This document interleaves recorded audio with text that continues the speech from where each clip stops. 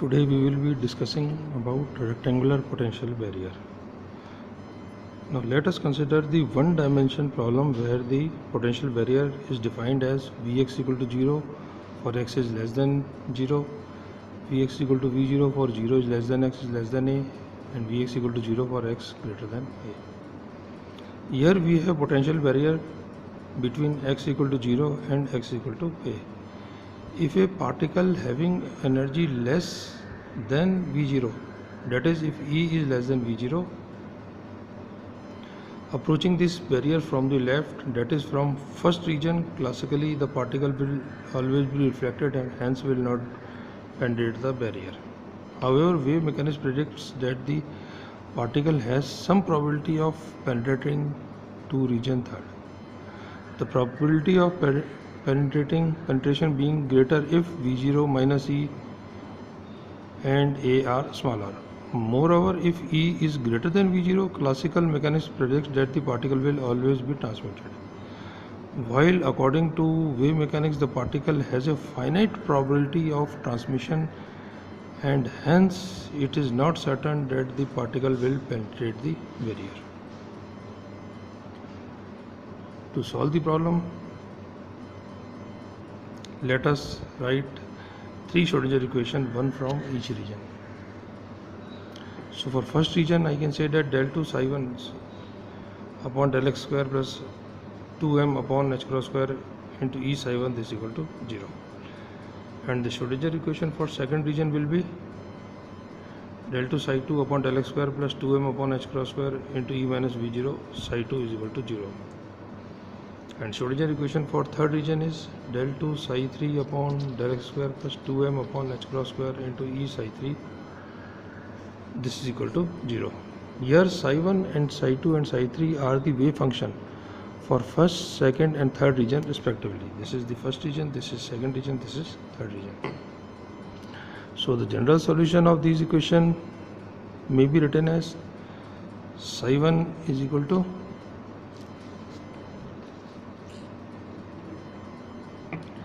psi 1 is equal to a1 e raised to power iota p1 x upon h cross plus b1 e raised to power minus iota p1 x upon h cross. Psi 2 is equal to a2 e raised to power iota p2 x upon h cross plus b2 e raised to power minus iota p2 x upon h cross. Psi 3 is equal to a3 e raised to power iota p1 upon p1 x upon h cross plus b3 e raised to power minus iota p1 x upon h cross, where p1 and p2, the moments of particles in the corresponding region, are given by P1 is equal to under root 2me and P2 is equal to under root 2m into E minus V0. A1, B1, A2, V2, A3, B3 are constant to be determined by boundary conditions. Now, in this equation, psi 1 is equal to A1 e raised to power iota P1 x upon h cross plus B1 into e raised to minus iota P1 x upon h cross. The first term represents the wave traveling along positive x-axis in the first region, that is it is the incident wave, and second term represents the wave traveling along negative x-axis, that is wave reflected at x equal to 0. In this equation, the first term represents the wave traveling along positive x-axis in second region, that is the wave transmitted at x equal to 0, and second term represents the wave traveling along negative x-axis in second region, that is wave reflected at x equal to a. Now in third equation, psi 3, the first term represents the wave traveling along positive x-axis in third region, that is the wave transmitted at x equal to a, and the second term represents the wave traveling along negative x-axis in third region. But no wave travels back from infinity in third region.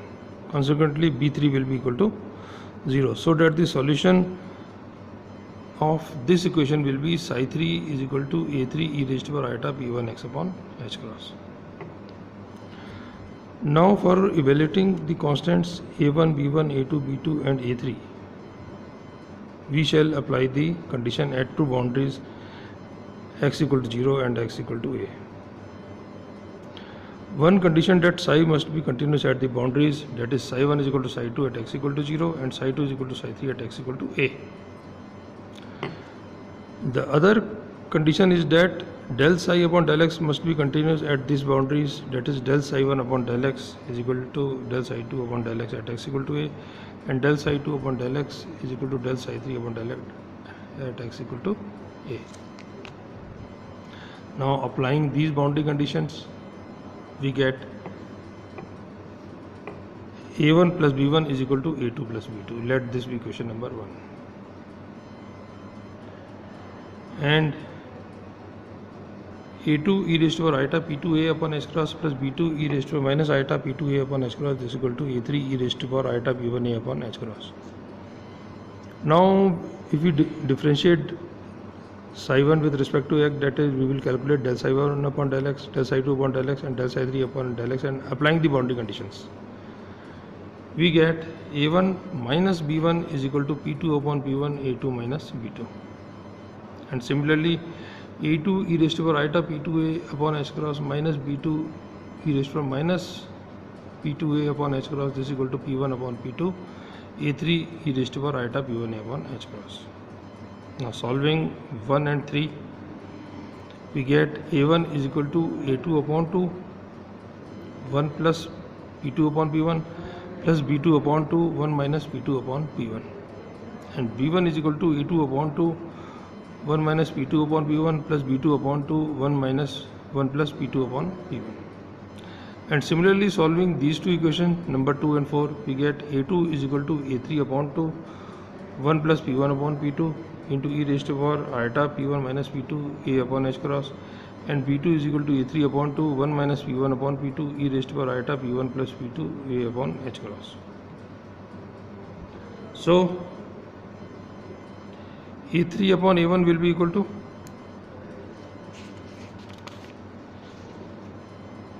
now putting these values of a2 and b2 in this equation, we will get value of a3 upon a1. So upon solving this equation, finally we will get a3 upon a1 is equal to 2 p1 p2 hyperbolic sec iota p2a upon h cross into e raised to power minus iota p1a upon h cross upon p1 square plus p2 square hyperbolic tan e raised to hyperbolic tan iota p2a upon h cross plus 2 p1 p2. Now the complex conjugate of above equation will be written as a3 star upon a1 star, this is equal to minus 2 p1 p2 hyperbolic sec iota p2a upon h cross into e raised to power iota p1a upon h cross upon p1 square plus p2 square hyperbolic tan iota p2a upon h cross minus 2 p1 p2. Since we have p2 star is equal to minus iota under root 2m v0 minus e, which is equal to minus p2,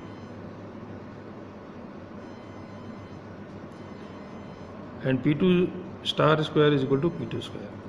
So transmittance or the transmission coefficient will be given by capital T is equal to magnitude of transmitted current upon magnitude of incident current. We can write it as a3 upon a1 a3 star upon a1 into p1 upon m into p1 upon m.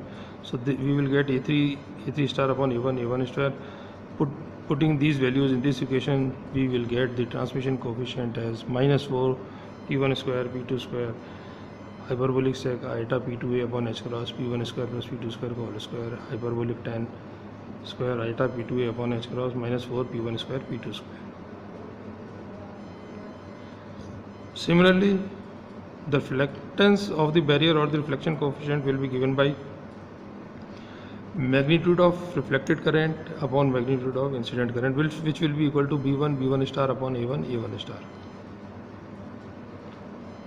Keeping in mind that p2 star is equal to minus p2, finally on solving this equation we will get capital R will be equal to p1 square minus p2 square whole square hyperbolic tan square iota p2a upon h cross p1 square plus p2 square whole square hyperbolic tan square iota p2a upon h cross minus 4 p1 square p2 square. The reflection coefficient R may also be obtained by the fact that we know that R plus T is equal to 1, so we can say that R is equal to 1 minus T. Thank you.